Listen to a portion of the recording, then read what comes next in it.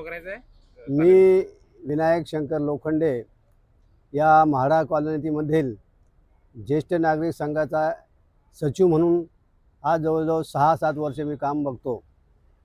या कॉलनीमध्ये प्रामुख्याने रहिवाशांना ज्या समस्या भेडवतात ते म्हणजे या कॉलनीमध्ये रेल्वेलगत असलेला मोठा नाला. या नाल्यामुळं या रहिवाशांना अतिशय डासाचा त्रास होतो. त्यामुळं रहिवासी आजारी पडतात आणि या डासांचा नायनाट होण्यासाठी प्रत्येक वर्षी आम्ही BMCला असो किंवा राजकीय नेत्यांना असो पत्राद्वारे विनंती करतो. परंतु ते तेवढ्यापुरतं या नाल्याची साफसफाई होते, परंतु इथले लोकांना याचं फार मोठी समस्या भेडवते आहे. तर ही समस्येचा नायनाट व्हायला पाहिजे.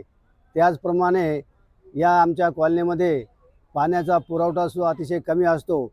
अक्षरशः लोकांना बाहेरून टँकरमधून पाणी आणून रहिवाशांना पाणी पुरवावं लागतं. तर या समस्यासुद्धा आमच्या दूर झाल्या पाहिजेत. आणि ते अजून एक तिसरा मुद्दा असा आहे की सध्या या राजकीय वातावरणामध्ये धारावीचा प्रश्न जो उपस्थित झालेला आहे, ते धाराव्याचे रहिवाशांना या कुर्ल्याच्या मदर डेअरी जागेवर येऊन त्यांचं स्थलांतर करण्याचा जो प्रयत्न चालू आहे, यासाठी आमच्या सर्वांचा या गोष्टीला विरोध आहे. कारण या मदर डेअरीच्या जागेवर इथे गार्डन किंवा इथल्या लोकांना सुखसोयीसाठी ती जागा मिळावी असे आमची इच्छा आहे.